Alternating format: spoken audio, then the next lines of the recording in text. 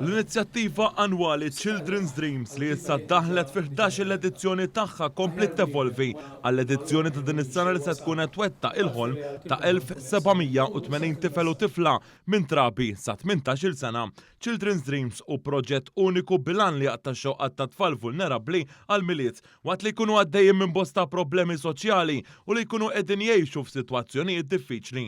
It-tfal involuti jgħixu kemm mal-familji tagħhom kif ukoll f'residenzi li għaw taħt it-tmexxija tal-Fondazzjoni għas-Servizzi ta' Ħarsien Soċjali l-FSWS. Dettalji dwar l-edizzjoni ta' din is-sena ingħataw f'konferenza l-aħbarijiet li kien hemm preżenti għaliha il-Ministru għall-Politika Soċjali u Drittijiet tat-Tfal Michael Falzon u Remenda Grek, direttriċi tal-Kura Alternattiva fil-Fondazzjoni. Il-ħidma tal-FSWS ovvjament hija ħidma li tkun mifruxa fuq kemm jista' jkun servizzi soċjali ta' diversi tip. Din hija forsi xi ħaġa li tmur oltre mis-servizzi li noffru bħala FSWS, għawek qed imorru pass oltre fejn nkunu aħna nieħdu inizjattiva biex naraw li xewqat ta' tfal jiġu mwettqa fi żmien il-milied.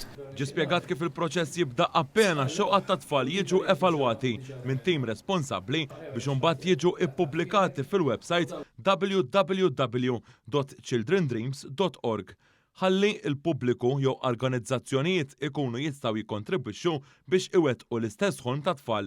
Remenda Grek enfasizzat kif din l-inizjattiva hi ta' valur indispensabbli. Kienet inizjattiva li ntlaqat b'mod tajjeb ħafna u allura minn hemmhekk għamilna l-kuraġġ u sena wara sena għal 11-il sena wara xulxin qegħdin nagħmlu din il-kampanja fejn bażikament professjonisti u persuni li jaħdmu fi ħdan l-FSWS illi fil-ħidma tagħhom fil-komunità ikunu jafu familji illi verament għandhom sitwazzjonijiet diffiċli u allura jafu wkoll b'tfal illi potenzjalment dan il-miliet mhux se jkunu xxurtjati daqs tfal oħrajn.